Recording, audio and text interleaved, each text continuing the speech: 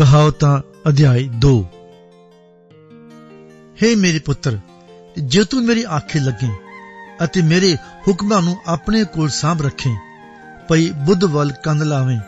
ਅਤੇ ਸਮਝ ਤੇ ਚਿੱਤ ਲਾਵੇਂ।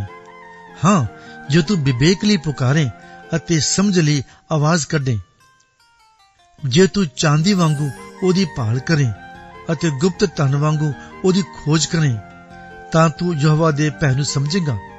ਅਤੇ ਪਰਮੇਸ਼ਰ ਦੇ ਗਿਆਨ ਨੂੰ ਪ੍ਰਾਪਤ ਕਰੇਗਾ, ਕਿਉਂ ਜੋ ਬੁੱਧ ਯਹੋਵਾ ਹੀ ਦਿੰਦਾ ਹੈ, ਗਿਆਨ ਅਤੇ ਸਮਝ ਉਸ ਦੇ ਮੂੰਹੋਂ ਨਿਕਲਦੀ ਹੈ। ਸਚਿਆਰਾਂ ਲਈ ਉਹ ਦਿਨਾਈ ਰੱਖ ਛੱਡਦਾ ਹੈ, ਜਿਹੜੇ ਖਰਾਈ ਨਾਲ ਚੱਲਦੇ ਹਨ ਉਹਨਾਂ ਲਈ ਉਹ ਢਾਲ ਹੈ, ਤਾਂ ਜੋ ਉਹ ਨਿਆਂ ਦੇ ਰਾਹਾਂ ਦੀ ਰਾਖੀ ਕਰੇ ਅਤੇ ਆਪਣੇ ਭਗਤਾਂ ਦੇ ਰਾਹ ਦੀ ਰੱਖਿਆ ਕਰੇ। ਤਦ ਤੂੰ ਧਰਮ ਅਤੇ ਨਿਆਂ ਅਤੇ ਇਨਸਾਫ ਨੂੰ, ਸਗੋਂ ਹਰੇਕ ਭਲੇ ਰਾਹ ਨੂੰ ਸਮਝੇਗਾ, ਕਿਉਂ ਜੋ ਬੁੱਧ ਤੇਰੇ ਮਨ ਵਿੱਚ ਆਵੇਗੀ ਅਤੇ ਗਿਆਨ ਤੇਰੇ ਮਨ ਨੂੰ ਪਿਆਰਾ ਲੱਗੇਗਾ। ਮਤ ਤੇਰੀ ਪਾਲਣਾ ਕਰੇਗੀ ਅਤੇ ਸਮਝ ਤੇਰੀ ਰਾਖੀ ਕਰੇਗੀ, ਭਈ ਤੈਨੂੰ ਬੁਰੀਆਂ ਰਾਹਾਂ ਤੋਂ ਅਤੇ ਖੋਟੀਆਂ ਗੱਲਾਂ ਕਰਨ ਵਾਲਿਆਂ ਮਨੁੱਖਾਂ ਤੋਂ ਛਡਾਉਣ, ਜਿਹੜੇ ਸਚਾਈ ਦੀਆਂ ਰਾਹਾਂ ਨੂੰ ਛੱਡ ਕੇ ਹਨੇਰੇ ਰਾਹਾਂ ਵਿੱਚ ਤੁਰਦੇ ਹਨ, ਜਿਹੜੇ ਬੁਰਾਈ ਕਰਨ ਨੂੰ ਆਨੰਦ ਹੁੰਦੇ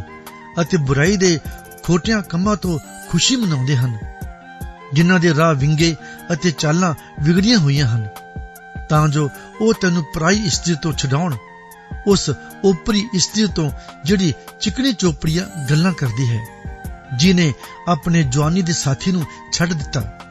ਅਤੇ ਆਪਣੇ ਪਰਮੇਸ਼ਰ ਦੇ ਨਾਮ ਨੂੰ ਵਿਸਾਰ ਛੱਡਿਆ ਹੈ, ਕਿਉਂ ਜੋ ਉਹਦਾ ਘਰ ਮੌਤ ਵੱਲ ਲੈ ਪੈਂਦਾ ਅਤੇ ਉਹਦੇ ਰਾਹ ਪੂਤਨਿਆਂ ਵੱਲ।